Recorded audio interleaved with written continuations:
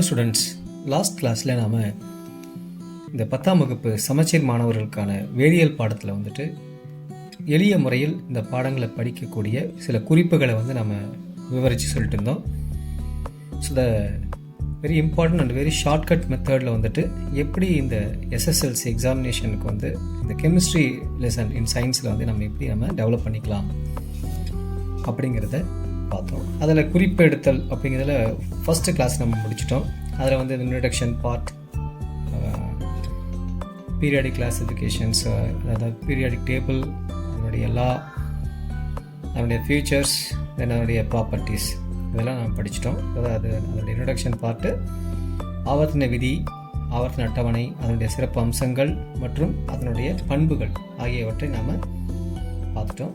இப்போ அடுத்த வகுப்பு என்ன பார்க்க போகிறோன்னா இந்த உலோகவியல், ஸோ மெட்டலர்ஜி பார்க்க போகிறோம். இந்த உலோகவியலில் இருக்கக்கூடிய உலோகவியலுடைய அந்த கலை சொற்கள் என்ன, இந்த தாதுக்களை எப்படி பிரிக்கிறாங்க, அடர்பித்தல் முறை இது, அதே போல் தமிழ்நாட்டில் கிடைக்கக்கூடிய தாதுக்கள் என்ன, அதே போல் உலோகத்தின் பண்புகள், இயற்பியல் மற்றும் வேதியியல் பண்புகள். ஸோ இதெல்லாம் நம்ம வந்து இந்த கிளாஸில் படிக்க போகிறோம். That is for metallurgy. அதில் வந்து terminology in metallurgy, types of separation or concentration of an ore. So இதை நம்ம டிஸ்கஸ் பண்ண போகிறோம். Then the occurrence of ore in Tamil Nadu, where it is located for particular ore.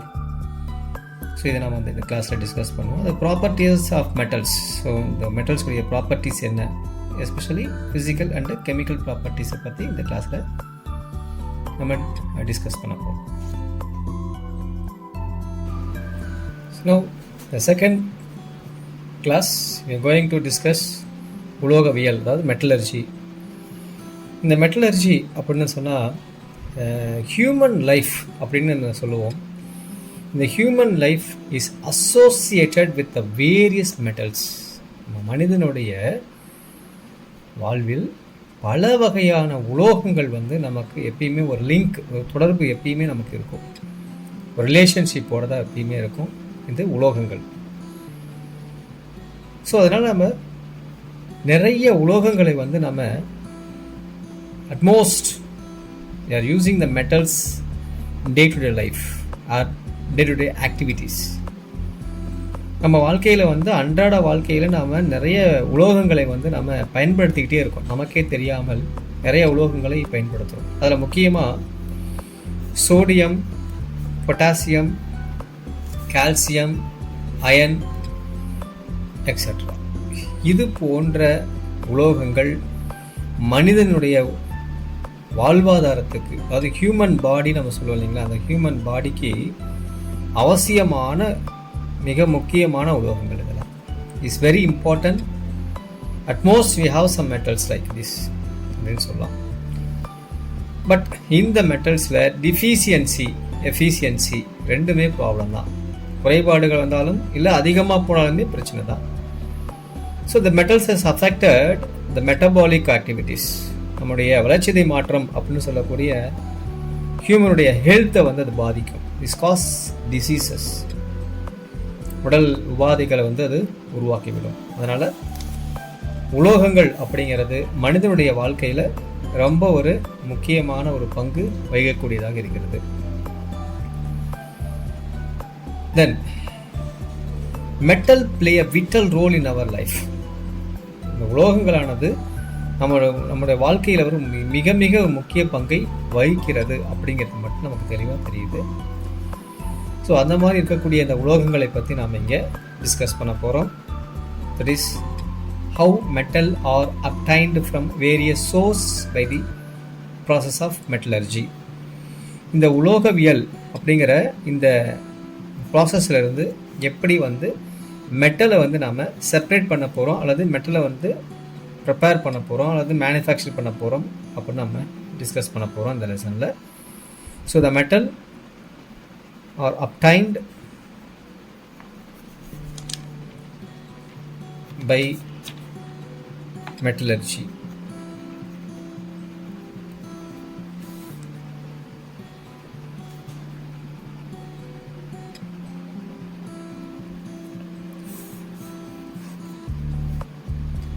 So that is metallurgy.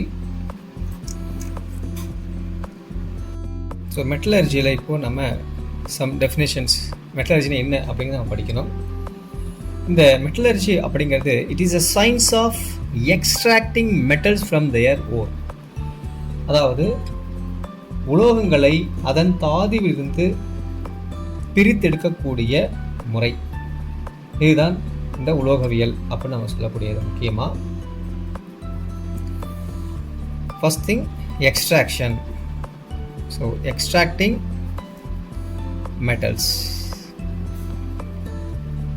From ore. So தாதுவிலிருந்து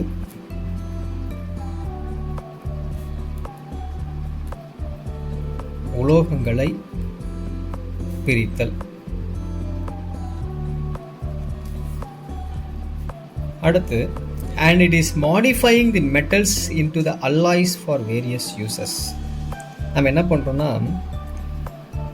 நமக்கு உலோகங்கள் இருக்குங்க. அந்த உலோகம் for example AU அப்படிங்கக்கூடிய கோல்டு, இந்த தங்கம், இந்த கோல்டு பியூர் கோல்டு வந்து நம்மளால் it is not possible to making the jewels.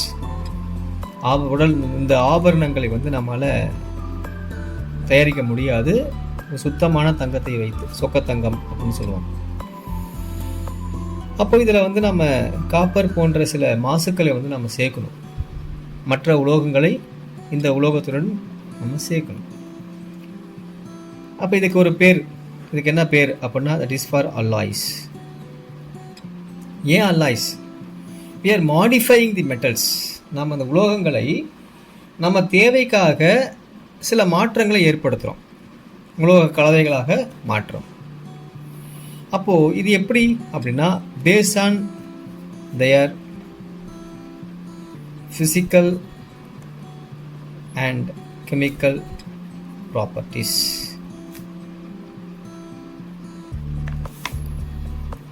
So இயல்பு வேதியியல் பண்புகள் அடிப்படையில் நாம் என்ன பண்ணுறோம் அப்படின்னா அவற்றை மாடிஃபை பண்ணுறோம். சரிங்களா? இப்போ என்ன ஆகும் அப்படின்னா, ஸோ த ப்ராப்பர்ட்டிஸ் மாத்திரம்னா அதோடைய ஸ்ட்ரக்சரல் அரேஞ்ச்மெண்ட்ஸ் ஆஃப் ஆட்டம்ஸ் எல்லாமே மாறிடும். இந்த மாதிரியான மாற்றங்கள் உருவாவதற்கு, ஒரு உலோகங்களை பிரித்தெடுப்பதற்கு நம்ம என்ன பண்ண போகிறோம்னா ஒரு 3 ஸ்டெப்ஸு, மெயினாக 3 ஸ்டெப்ஸ் இருக்குது. It is mainly 3 steps, 3 main steps, 3 படிகள். என்னென்ன 3 படிகள் அப்படின்னா, first one concentration. concentration or separation of ore. தாதுக்களை அடர்ப்பித்தல்,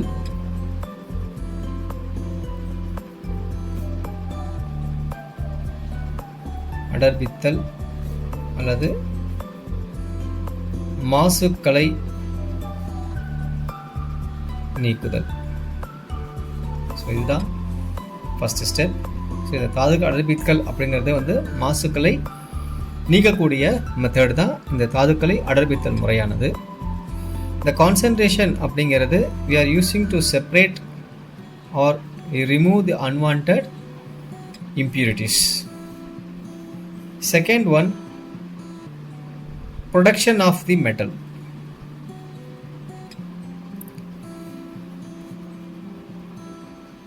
அதாவது உலோகத்தை உருவாக்குதல்.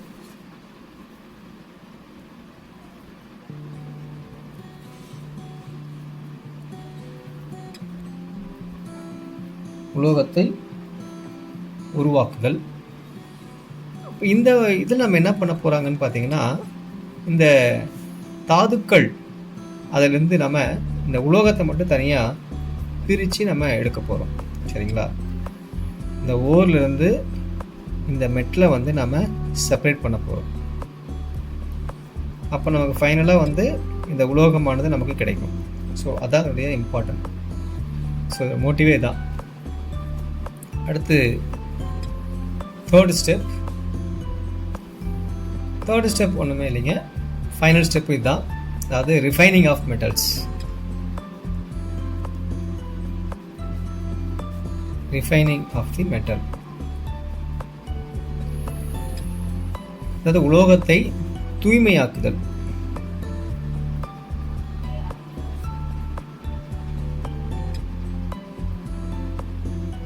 உலோகத்தை தூய்மையாக்கல் முறை.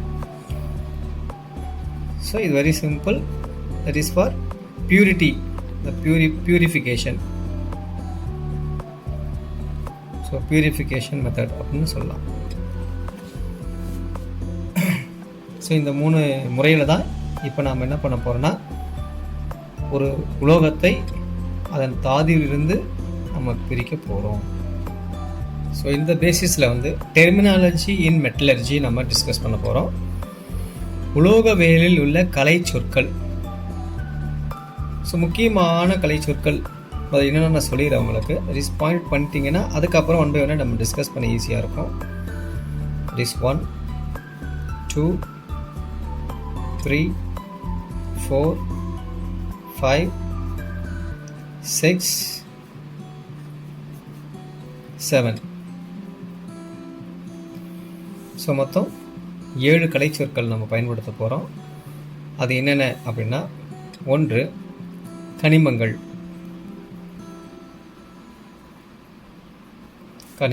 அதாவது மினரல்ஸ். 2 தாதுக்கள், that is ore. 3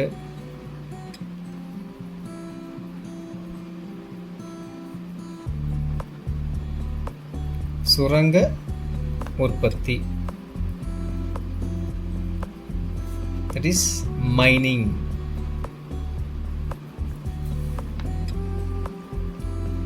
4 தாதுக்கூலம் அல்லது காங் அப்படின்னு சொல்லுவாங்க. இங்கிலீஷில் வந்து காங்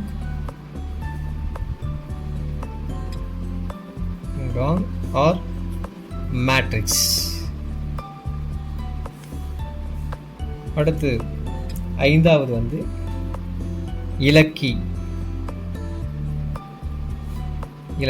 that is flex. 6வது கசடு, that is slag. ஸோ கடைசியாக பார்த்தீங்கன்னா உருக்கி பிரித்தல்.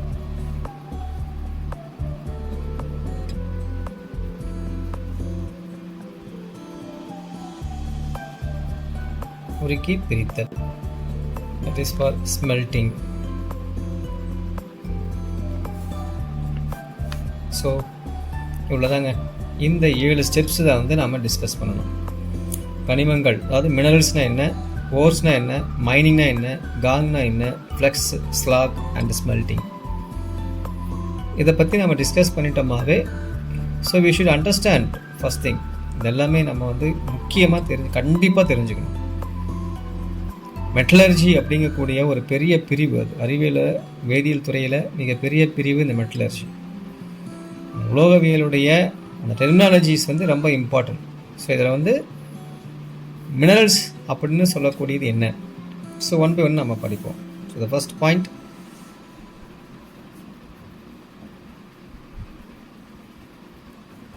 வாட் இஸ் மினரல்ஸ் அப்படின்னா, இது வந்து ஒரு சிம்பிளாக சொல்லணும்னா இது வந்து சிங்கிள் காம்பவுண்ட்.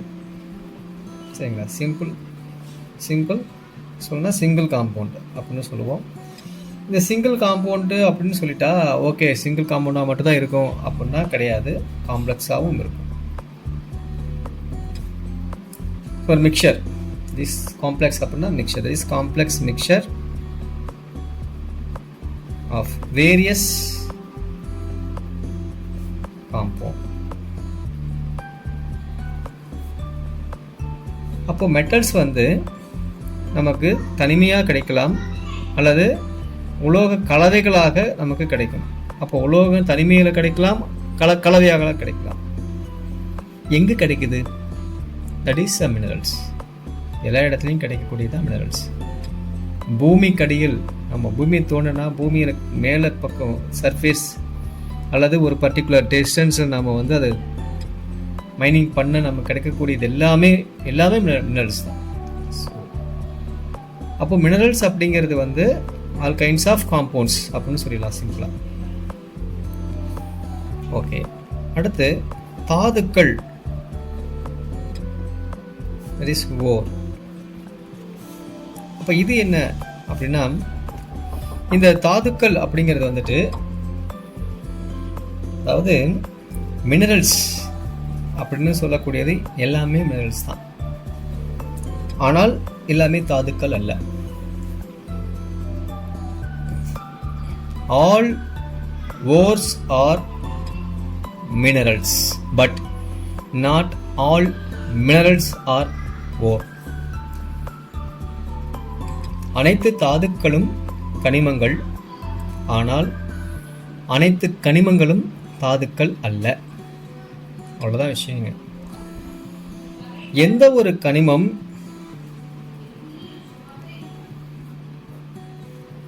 நம்ம எக்கனாமிக்கலா, அதாவது பொருளாதார ரீதியாக, சரிங்களா, பொருளாதார ரீதியாக எக்கனாமிக்கலி அதை நம்மளால் ரெடியாக வந்து அதை ஈஸியாக எக்ஸ்ட்ராக்ட் பண்ண முடியும், குறைந்த விலையில் அதிக லாபம் கிடைக்கக்கூடிய மினரல்ஸ் எல்லாமே தாதுக்கள் தான். இந்த கனிமங்களானது மிக குறைந்த விலையில் அல்லது அதிக அளவு நமக்கு ஈல்டு கொடுக்கக்கூடியதாக இருக்கணும். It is a large scale அப்படின்னு சொல்லி, லார்ஜ் ஸ்கேல், மிக அதிக அளவு பெருமளவில் தயாரிக்கக்கூடியது. இதுதான் வந்துட்டு நம்ம சொல்லக்கூடியது. அப்போது மினரல்ஸில் தான் நமக்கு ஓர் கிடைச்சிருக்கு. ஆனால் எல்லா மினரலும் ஓரை எடுத்துக்கிறது இல்லை. எந்த மினரல் வந்து நமக்கு ஒரு உலோகத்தை பிரித்தெடுப்பதற்கு ஏதுவாக இருக்கிறதோ அந்த கனிமங்கள் தான் நம்ம வந்து தாதுக்கள் அப்படின்னு சொல்கிறோம். For example, clay, that is Al2O3 2SiO2 then 2H2O. இப்போ இந்த clay இருக்குங்க. தென் bauxite, Al2O3 2H2O. இப்போ இது ரெண்டுமே minerals. That is two minerals. இதோட மினரல் இது அலுமினியத்துடைய மினரல்ஸ். திஸ் இஸ் அலுமினியத்துடைய மினரல்ஸ். இப்போ இந்த அந்த அலுமினியத்துடைய ரெண்டு கனிமங்களை எழுதியிருக்கேன்.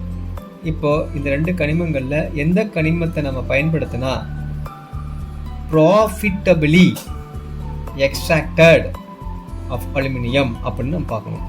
பொருளாதார ரீதியாக இந்த அலுமினியத்தை நாம் எந்த தாதுவிலிருந்து பிரித்தெடுத்தால் நமக்கு மிக அதிக அளவு ஈல்டு, அதாவது பொருள் கிடைக்கும், அலுமினியம் தூய்மையாக கிடைக்கும் அப்படின்னு பார்ப்பாங்க.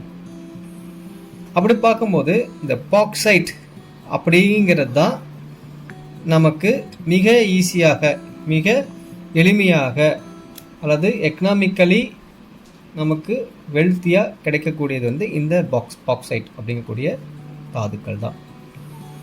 அப்போது this mineral now it is consider as ore. இப்போது இந்த கனிமமானது தாதுவாக மாற்றப்படுகிறது. இதுதாங்க தாதுக்களும் கனிமங்களுக்கும் உள்ள வித்தியாசம். சரிங்களா? Very simple. All ores are minerals but not all minerals are ore அப்படின்னு சொல்லுவாங்க. So next one, the third point, mining. Mining அப்படிங்கிறது என்னது? The extraction of ore from the earth crust. அவ்வளோதாங்க. Very simple. Earth crust. புவியை பிளந்து அதிலிருந்து கிடைக்கக்கூடியது எல்லாமே இந்த கனிமங்கள் தான். அப்போ மைனிங் அப்படிங்கிறது ஒரு சுரங்கம். நாம் ஒரு சுரங்கத்தை வந்து நாம் தோண்டி இந்த புவி தோட்டம் அப்படின்னு சொல்லுவாங்க. புவி தோட்டம், இந்த புவி தோட்டிலிருந்து கிடைக்கக்கூடிய தாதுக்களை பிரிக்கக்கூடிய அந்த ஒரு முறை தான் இந்த சுங்க உற்பத்தி முறை அப்படின்னு சொல்லுவாங்க.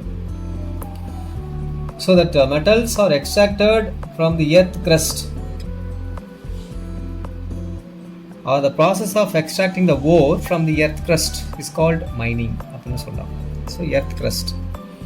அப்போ இந்த புவி தோட்டத்திலிருந்து கிடைக்கக்கூடிய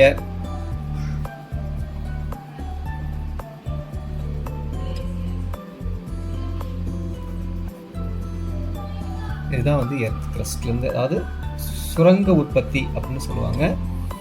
தட் இஸ் இன் இங்கிலீஷ் வந்து மைனிங் அப்படின்னு சொல்லுவோம். அடுத்தது தட் 4th பாயிண்ட், இது என்னன்னா இந்த காங் அப்படின்னு சொல்லுவாங்க.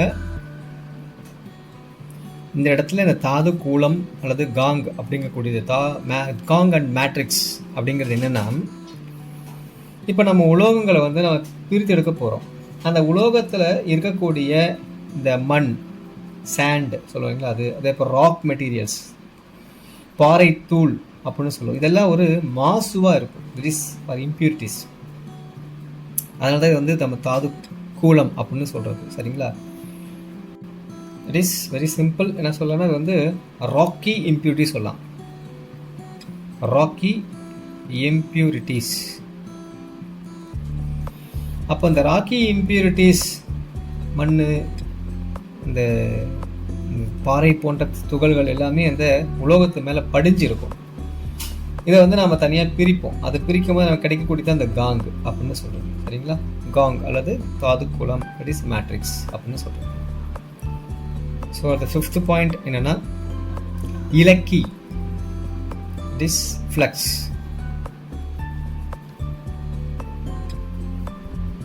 இப்போ இலக்கி, இப்போ நம்ம மேலே என்ன சொன்னோம்னா அந்த காங்கு சொன்னோம் இல்லைங்களா? இப்போ இந்த காங்கோட அதாவது ராக்கி இம்ப்யூரிட்டிஸ் இருக்கும். இந்த ராக்கி இம்ப்யூரிட்டிஸ் வந்து அவ்வளோ சீக்கிரம் வந்து கரைச்சி நம்ம எடுக்க முடியாது. It is not possible to separate easily. So அப்போ அது வந்து மெல்ட் ஆகணும் அல்லது இதோட ரியாக்ட் பண்ணணும். ஸோ அதுக்காக தான் நம்ம ஒரு பொருளை சேர்க்க போகிறோம். தட் இஸ் அ ஃப்ளக்ஸ், ஒரு இலக்கி.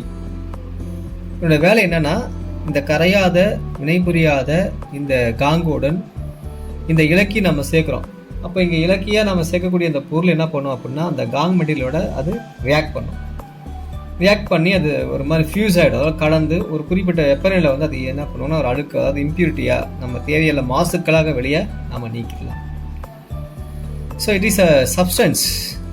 என்ன சப்ஸ்டன்ஸ்? அப்போ இந்த சப்ஸ்டன்ஸ் வந்து நம்ம என்ன பண்ண போகிறோம் அப்படின்னா, வி ஆடட் இதில் இந்த காங்கில். ஸோ காங்கில் வந்து நம்ம இதை ஆட் பண்ணிட்டோம். ஆட் பண்ண உடனே we can separate as the impurities. ஓகேங்களா? அப்போது சப்ஸ்டன்ஸ் நம்ம ஃப்ளெக்ஸ் அப்படிங்கிற சப்ஸ்டன்ஸ் நம்ம சேர்க்குறோம், காங்கோட சேர்க்குறோம். சேர்க்கும் பொழுது அது இம்ப்யூரிட்டிஸ் மாசுவாக வெளியே வந்துடும். இதோட வேலையே இதுதான். ஃபார்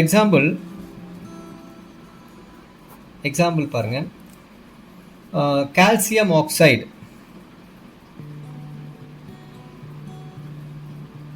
இப்போ இந்த கால்சியம் ஆக்சைடு அப்படிங்கிறது one of the basic flux அப்படின்னு சொல்லுவாங்க. சரிங்களா? ஒரு கார இலக்கி அப்படின்னு சொல்லலாம். அதே போல் சிலிக்கா அப்படிங்கிறது வந்து இது வந்து அசிட்டிக் நேச்சர், அமிலத்தன்மை இருக்கக்கூடிய ஒரு இலக்கி. So if the gang is the acidic, then basic flux is added. The gang is basic, then the acidic flux is added. அவ்வளோதான் விஷயம். இது பேசிக். நான் எடுத்துக்கூடிய கேங் வந்து ஆசிடாக இருந்துச்சுன்னா நான் பேஸ் ஆட் பண்ணணும்.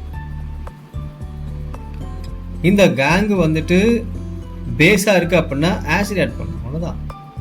அப்போ ஆப்போசிட்டாக வந்து அதை நம்ம ரியாக்ட் பண்ண வைக்கணும். ஸோ பேஸும் ரியாக்ட் பண்ண முடியாது. அதே போல் ஆசிடும் ரியாக்ட் பண்ண வேணும்.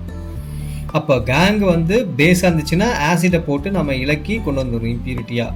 சரிங்களா? மாசுக்காக வெளியே கொண்டு வந்துடலாம்.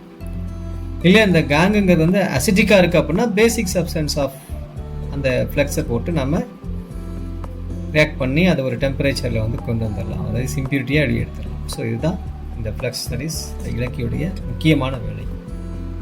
ஸோ 6th என்னென்னா ஸ்லாக், தட் இஸ் கசடு. இப்போ அந்த கசடு அப்படிங்கிறது என்ன? இப்போது நம்ம வந்து என்ன பண்ணியிருக்கோன்னா இந்த ஃப்ளக்ஸை வந்து சேர்த்துருக்கோம் இந்த காங்கோட,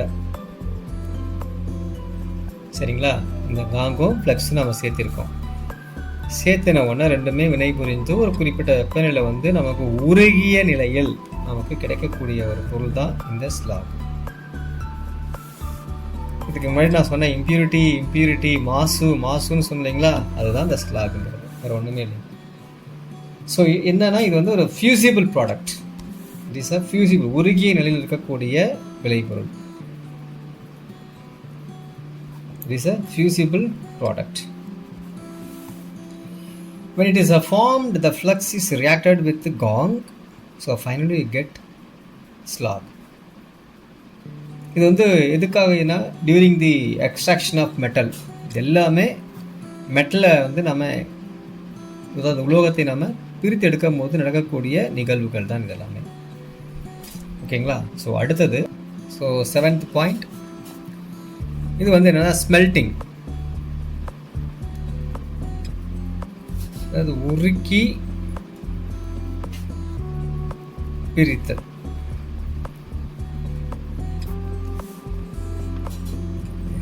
உருக்கி பிரித்தல், ஸ்மெல்டிங். இந்த ப்ராசஸ் என்ன நடக்கும்னா,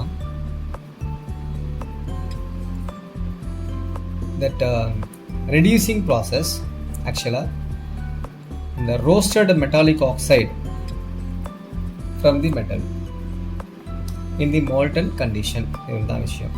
ஒரு உருகிய நிலையில், that is the process of reducing the roasted metallic oxide from the metal.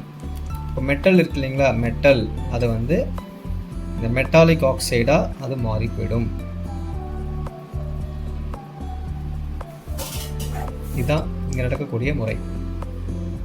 The process of impurities is removed by slag by addition of flux. அப்போது இந்த முறையில் வந்துட்டு நமக்கு இந்த தேவையில்லாத இம்பியூரிட்டிஸ் அதில் வந்து சேரும், சரிங்களா? ஒரு ஸ்லாக் வந்து அங்கே ஃபார்ம் ஆகும். இந்த ஸ்லாகை வந்து ரிமூவ் பண்ணிடுவோம். That is impurity of slag is remove. எப்படி ரிமூவ் பண்ணுறது அப்படின்னா ஃப்ளக்ஸை யூஸ் பண்ணி நம்ம ரிமூவ் பண்ணிடலாம். ஸோ கரையாத ஒரு மாசு இருந்துச்சு அப்படின்னு சொன்னால் அந்த மாசுவை வந்து நம்ம கரையக்கூடிய ஒரு இலக்கியை சேர்த்து அதை வினைபுரிய வைத்து அதை நம்ம ஸ்லாக் அப்படிங்கக்கூடிய இம்பியூரிட்டியாக, ஃபியூசிபிள் இம்பியூரிட்டியாக வெளியே நம்ம நீக்கிடலாம். ஸோ ஒரு மெட்டல் வந்து மெட்டல் ஆக்சைடு அப்படிங்கிற ஃபார்முக்கு வந்து இதை மாற்றி விட்டுரும். வறுத்த ஒரு உலோக oxide, that is for roasting method. இந்த வறுத்த உலோக ஆக்சைடு உலோகமாக உருக்கிய நிலையில் மற்றும் ஒரு விஷயம் ஒடுக்க வினை அப்படின்னு சொல்லுவோம். ஒடுக்க வினை தான் இந்த உருக்கி பிரித்தல். It is a reducing product.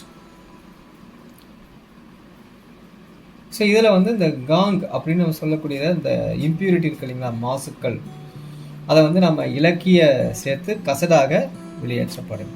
So நம்ம முன்னாடி படித்தது எல்லாத்தையும் நம்ம சேர்த்து ஒரே ப்ராசஸில் படிப்போம், சரிங்களா? ஸோ அப்போ இங்கே நடக்கக்கூடியது என்ன அப்படின்னா, இந்த வறுத்த உலோக ஆக்சைடை அல்லது ஆக்சைட் வந்து உலோகமாக உருகிய நிலையில் மாறக்கூடிய ஒரு ஒடுக்க வினை தான் இந்த உருக்கி பிரித்தல் அப்படின்னு சொல்கிறது, ஓகேங்களா? அப்போ மெட்டல் ஆக்சைடு அல்லது மெட்டல் ஆக்சைடு டு மெட்டல் இந்த மாதிரி நிகழ்வுகள் வந்து நடந்துட்டு இருக்கும். தட் இஸ் ஒடுக்க வினை அப்படிங்கும் போது மெட்டல் ஆக்சைடு ஆனது மெட்டலாக ரெடியூஸ் ஆகும். That is called reducing process. இப்போ நான் மெட்டலில் இன் ப்ரெசன்ஸ் ஆஃப் ஆக்சைடு போட்டேன் அப்படின்னா மெட்டாலிக் ஆக்சைடாக கன்வெர்ட் ஆகும். அப்போது ஒரு ஒடுக்க வினை மூலமாக இந்த உலோக ஆக்சைடானது இந்த ஒடுக்க வினை மூலமாக அவை உலோகமாக நமக்கு கிடைக்கும். அப்படி கிடைக்கும் பொழுது இதில் காங்கு ஃபார்ம் ஆகும். அந்த காங்கை நம்ம என்ன பண்ணுறோம், இலக்கிய சேர்க்குறோம். சேர்த்து அதை வந்து ஸ்லாக் அப்படிங்கக்கூடிய கசடா வெளியேற்றிடுவோம். இது எல்லாமே நடக்கக்கூடிய ஒரு ப்ராசஸ் தான் இந்த ஸ்மெல்டிங், உருக்கி பிரித்தல் முறை. So next topic, types of separation or the concentration of an ore. தாதுக்களை அடர்பிக்கும் அல்லது தாதுக்களை பிரித்தெடுக்கும் முறைகள். ஸோ இதுதான் இப்போ நம்ம டிஸ்கஸ் பண்ண போகிறோம். முதல்ல நான் உங்களுக்கு மேப்பிங் கொடுத்துட்றேன். ஸோ மேப்பிங் பார்த்தீங்கன்னா, separation, the types of separation of concentrated of an ore, that is for தாதுக்களை அடர்பிக்கக்கூடிய அல்லது பிரிக்கக்கூடிய முறைகள் என்னென்னா, ஒன்று வந்து புவியீர்ப்பு முறை, that is for hydraulic or gravity separation method. இரண்டாவது வந்து காந்த முறை பிரிப்பு, that is magnetic separation method. Third one நுரை மிதப்பு முறை, தட் இஸ் ஃப்ளோட்டேஷன் மெத்தட். நான்காவது வந்து வேதி முறை, அது chemical method R leaching process. So இந்த 4 முறைகளை பயன்படுத்தி நாம் என்ன பண்ண போகிறோம்னா, தாதுக்களை அடர்பித்தல் அல்லது பிரித்தெடுத்தல் முறையானது நடக்கும். இப்போ first method hydraulic or gravity separation method, that is புவியீர்ப்பு முறையில் நம்ம எப்படி ஒரு தாதுக்கள் நம்ம வந்து அடர்பிக்கப்படும் அப்படின்னு நம்ம பார்க்கலாம். ஸோ இதோட தத்துவம் என்ன அப்படின்னா, ஒரு டிஃப்ரெண்ட் டென்சிட்டி இருக்கக்கூடிய அல்லது ஒரு ஸ்பெசிஃபிக் கிராவிட்டி இருக்கக்கூடிய தாதுக்களை நம்ம என்ன பண்ணுவோம் அப்படின்னா, அதில் வந்து நிறைய காங் இருக்கும் இல்லைங்களா.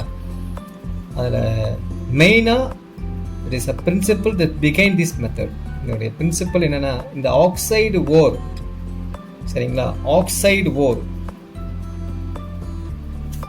இதுதான் மெயின் பிரின்சிபிள். எதில் வந்து ஆக்சைடு இருக்கக்கூடிய, ஆக்சைடு அப்படிங்கிறது இம்பியூரிட்டி, சரிங்களா.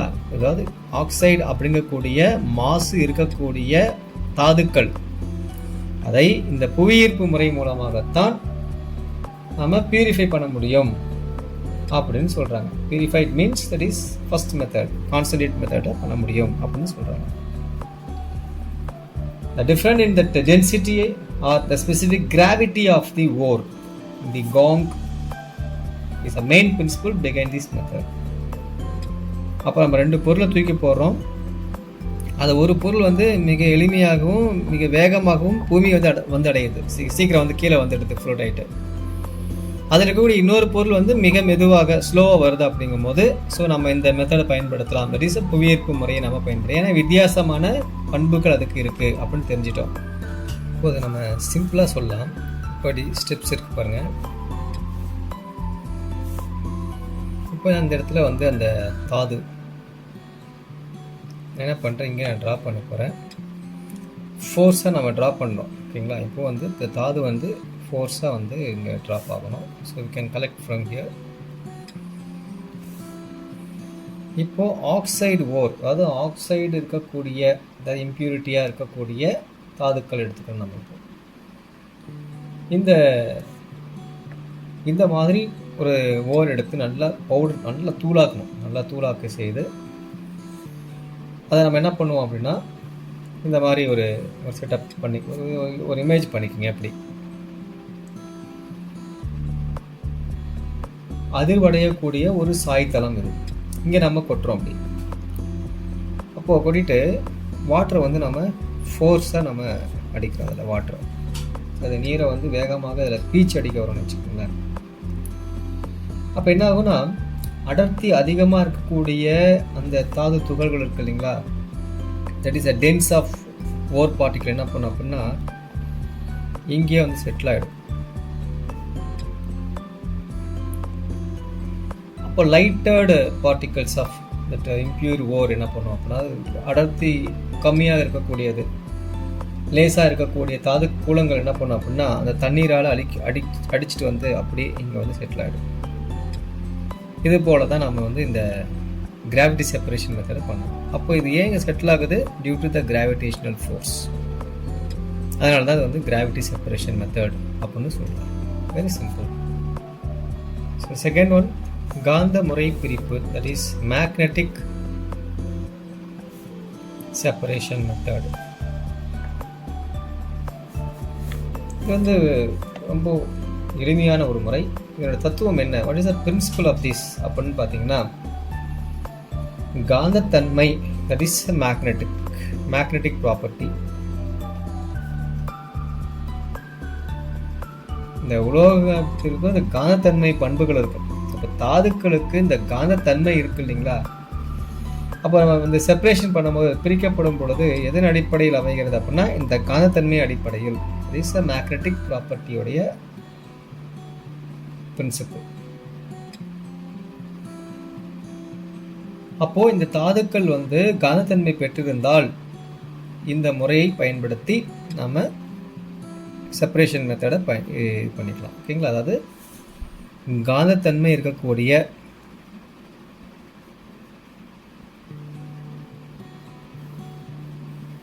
தாதுக்களை பிரிக்கக்கூடிய முறை தான் காந்த பிரிப்பு முறை. சரிங்களா? இப்போ எக்ஸாம்பிள் பார்த்தீங்கன்னா டின்ஸ்டோன்.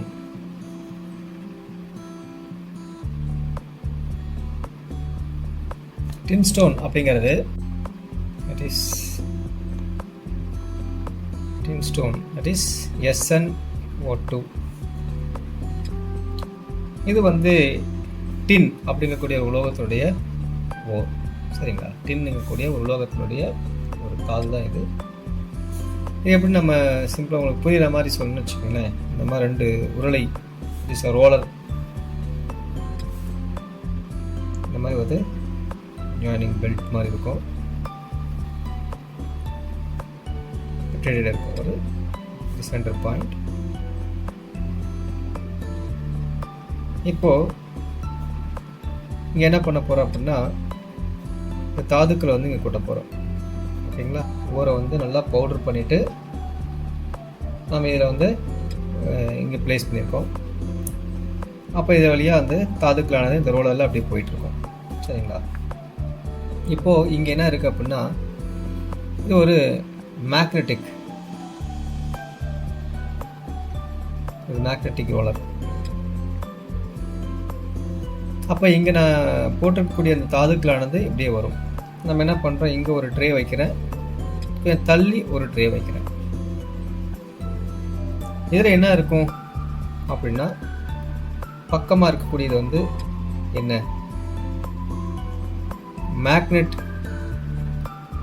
மேக்னெட்டிக் ப்ராப்பர்ட்டி இருக்கக்கூடியதாக இருக்கும். இப்போ தூரமாக இருக்கிறது என்னவா இருக்கும் அப்படின்னா நான் மேக்னெட்டிக் ப்ராப்பர்ட்டிஸ்.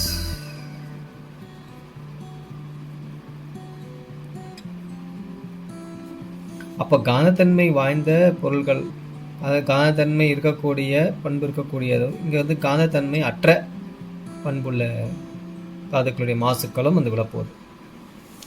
ஏன் அப்படின்னு பார்த்தீங்கன்னா இப்போ நம்ம இந்த வீலை ரொட்டேட் பண்ணிட்டு இருக்கோம். அப்போ மேக்னெட் இங்கே இருக்குது. அப்போ இதில் காந்த பண்பு இருக்கக்கூடியது என்ன பண்ணும் அப்படின்னா இந்த மேக்னெட்டை ஒட்டிட்டு இது விடுபடும் பொழுது இது பக்கத்தில் கொட்டிடும். கரெக்டுங்களா? இந்த காந்தத்தன்மை அல்லாது இருக்கிறீங்க நான் மேக்னெட்டிக், அது என்ன பண்ணும், அந்த ஃபோர்ஸில் போய் தள்ளி போய் விடும். அவ்வளோதான். This is very easiest understanding. இந்த டயக்ராம் பார்த்து நமக்கு புரிஞ்சிடும். இதுதான் மேக்னெட்டிக் செப்பரேஷன் மெத்தட். அப்போ மேக்னெட்டிக் பார்ட்டிக்கல் இருக்கக்கூடியது அட்டாச்சு இருக்கக்கூடிய அந்த மேக்னெட்டிக் வீலில் you can fall that separate magnetic and non magnetic properties of particles அப்படின்னு சொல்லலாம். ஸோ இதுதான் இந்த காந்த பிரிப்பு முறையில் நடக்கக்கூடிய ஒரு முறை. ரொம்ப சிம்பிளான மெத்தட் தான். ஸோ இந்த ஃப்ளோட்டேஷன் மெத்தட், இந்த 3வது மெத்தட், அதாவது நுரை மிதப்பு முறை.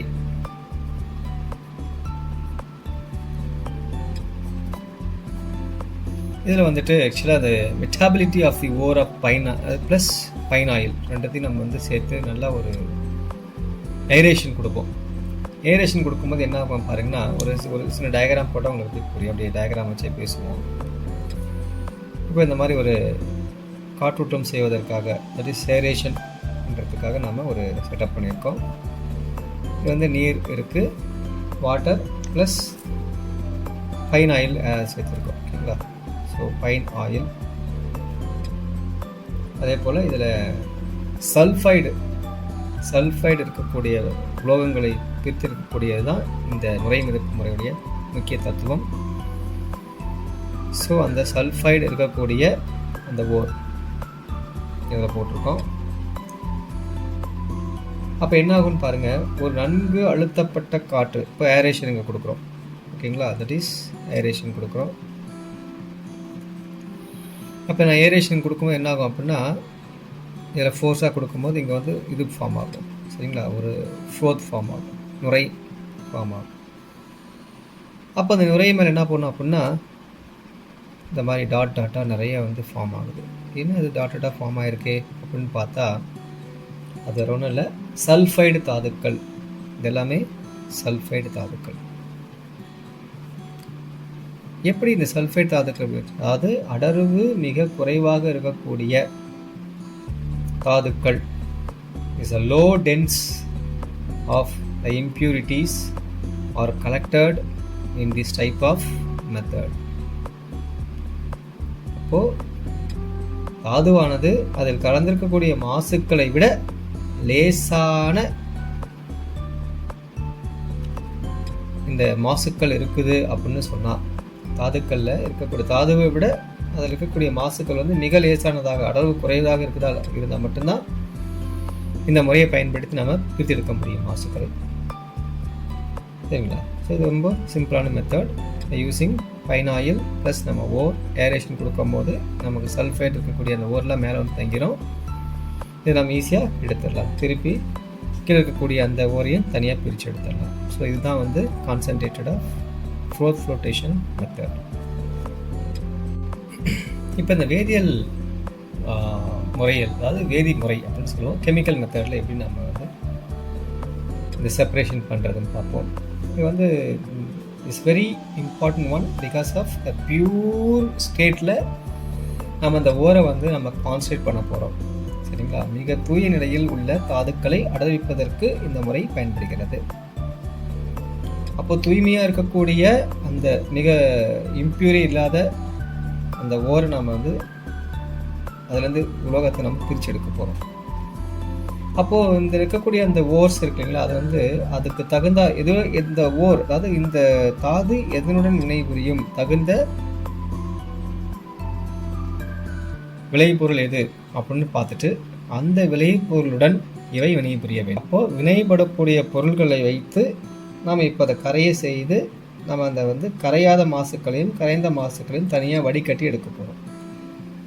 அப்போ சாலிபிலிட்டி டெஸ்ட் நம்ம யூஸ் பண்ணி ரியாக்ட் பண்ணி நம்ம என்ன பண்ணுறோன்னா, டிசால்வ்டு ஆகிறதுக்கு முன்னாடி, அதாவது ஒரு இது வந்து நம்ம டிசால்வ் பண்ணி அதை நம்ம வந்து தனியாக பிரிச்சிடறோம், ஃபில்ட்ரேட் தனியாக பிரிச்சிடறோம். இப்போ ஃபில்ட்ரேட்டும் அதாவது வடிநீர் இருக்கு இல்லைங்களா, வடிநீர் வந்து தகுந்த வேதிப்பொருளை திரும்ப சேர்த்து திரும்ப வினைபுரிய வைத்து அந்த தாதுவை வந்து நம்ம என்ன பண்ணோம், வீழ்படிவாக நம்ம மாற்றணும். That is final stage precipitation method. இந்த பிரிசிபிட்டேஷன் ஃபார்மில் நம்ம வந்து பிரித்து எடுக்கணும். அது வீழ்படிவாக மாறுகிறது. ஃபார் எக்ஸாம்பிள், இப்போது இது எடுத்துக்கோங்க, இந்த பாக்சைட். இப்போ இந்த பாக்சைட் வந்து Al2O3 and 2H2O. இப்போ இந்த ஓர் வந்து அலுமினியத்துடைய ஓர், சரிங்களா, அலுமினியத்துடைய ஓருங்க. So in this ore we are treated with suitable reagent. This ore is soluble, but the impurities are not. இந்த ஓர் இருக்கு இல்லைங்களா, இந்த பாக்சைட்டில் ஓர் வந்து சாலிபிள் ஆகணும், ஆனால் அது இருக்கக்கூடிய மாசுக்கள் வந்து கரையக்கூடாது. அப்போ impurities are removed by filtration method, ஓகேங்களா, சரிங்களா. அப்போ சொல்யூஷன் ஆஃப் தி ஓரையும் அந்த ஃபில்ட்ரேட் ஆஃப் ஓரையும் தனியாக பிரிச்சுட்டு அந்த ஃபில்ட்ரேட் இருக்கு இல்லைங்களா, அந்த ஃபில்ட்ரேட் நம்ம என்ன பண்ணுறோம், திரும்ப வந்து நம்ம ரியாக்ட் பண்ண வைக்கிறோம். ஒரு சூட்டபிள் ரியேஜென்ட் ஆட் பண்ணி திரும்ப நம்ம ரியாக்ட் பண்ண வைக்கிறோம். அப்போ நமக்கு என்ன கிடைக்கும் அப்படின்னா ஓர் கிடைக்கும். அந்த ஓர் வந்து ஒரு பிரிசிபிட்டேஷன் ஃபார்மில் மாறிடும், வீழ்படிவாக மாறிடும். இப்படி தான் நம்ம பிரித்து எடுக்க போகிறோம். இதுதான் வேதியியல் முறை. அப்போது நம்ம எடுக்கக்கூடிய அந்த ஓர், அந்த தாதுக்களில் நாம் அதுக்கு தகுந்த சூட்டபிள் ரியேஜென்ட், தகுந்த காரணியை செலுத்தி அதை வினைபுரிய வைத்து கரையக்கூடியது கரையக்கூடாதது தனியாக பிரித்து அந்த கரையாத அந்த ஃபில்டரோட திரும்ப ஒரு சூட்டபிள் ரியேஜெண்ட்டை போட்டு ரியாக்ட் பண்ண வச்சு, அதாவது ஒரு வீழ்படி வடிவத்தில் வந்து நம்ம அந்த தாதுக்களை பெற முடியும். அடுத்த டாபிக் வந்து அக்கரன்ஸ் ஆஃப் ஓர்ஸ் இன் தமிழ்நாடு. தமிழ்நாட்டில் கிடைக்கக்கூடிய தாதுக்கள். இது பார்த்திங்கன்னா இந்த சுண்ணாம்புக்கல்,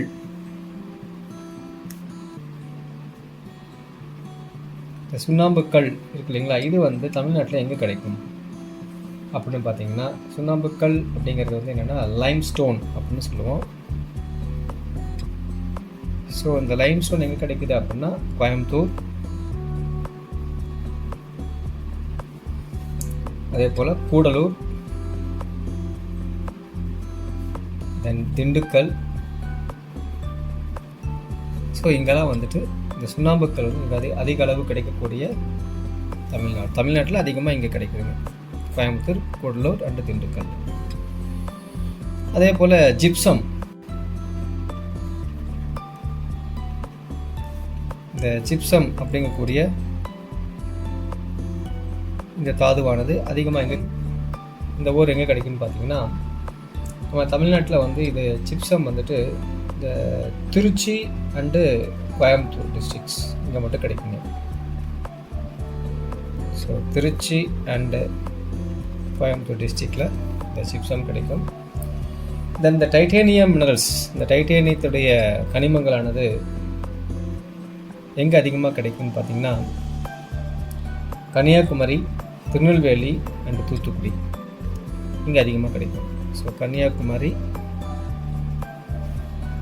திருநெல்வேலி,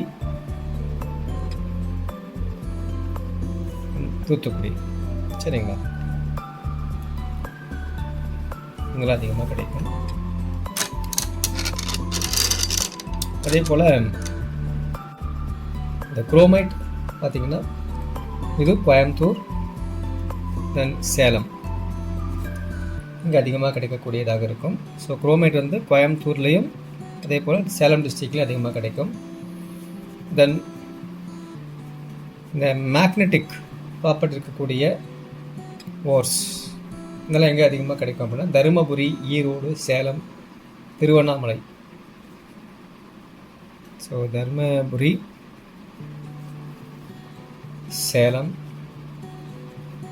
ஈரோடு அண்ட் திருவண்ணாமலை.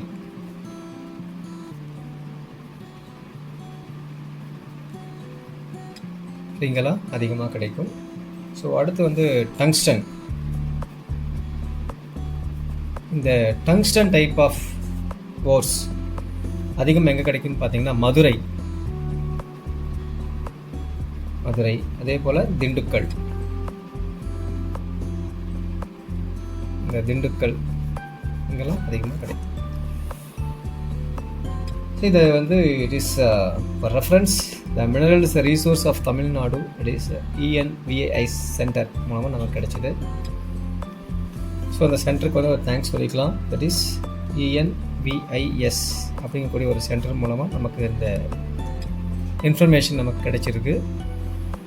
இது very important one. And also நம்ம தமிழ்நாட்டில் வந்து இவ்வளோ கனிமங்களும் தாதுக்களும் இருக்கக்கூடியது வந்து ஒரு பெரிய ஒரு பலம்.